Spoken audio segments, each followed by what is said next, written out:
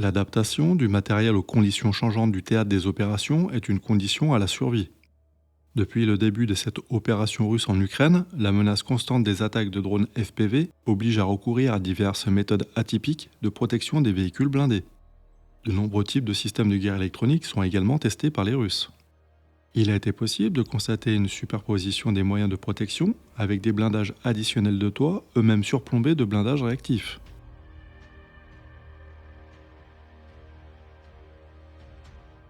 Début avril 2024, un nouveau type de protection massive est apparu sur le champ de bataille ukrainien. Cette protection est à tel point massive que certains parlent de tank tortue. Le 16 avril 2024, dans le secteur d'Advivka, un deuxième char russe T-72, recouvert d'une imposante structure de protection, a été repéré. Mais cette fois, le tank Tortue est également équipé d'un système de guerre électronique doté de 8 antennes.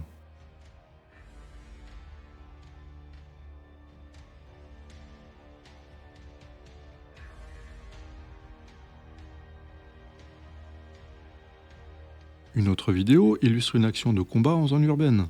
La vidéo est somme toute assez longue, ce qui dénote une durée de vie tout aussi longue de ce char ainsi équipé. Ce char semble ouvrir la voie. Les forces ukrainiennes tentent à de nombreuses reprises de détruire le char qui poursuit pourtant sa route. L'équipage de ce char montre une détermination certaine à atteindre un point précis, à la suite de quoi il fait demi-tour. Malgré ce fait d'armes, de nombreuses vidéos montrent déjà des blindés tortues détruits sur le champ de bataille. Dans un autre contexte, une vidéo illustre un char tortue détruit à l'intérieur d'un hangar. La destruction de ce char à l'intérieur d'un hangar a certainement dû mobiliser de nombreux moyens ukrainiens afin de le poursuivre et de le neutraliser au moment opportun.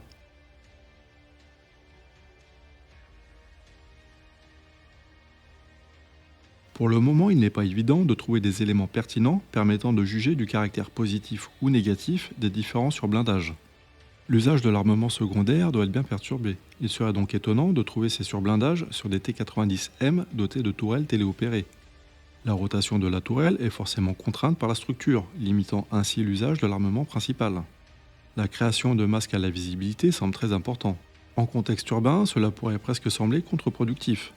Les équipages jugeront si les bénéfices l'emportent sur les inconvénients.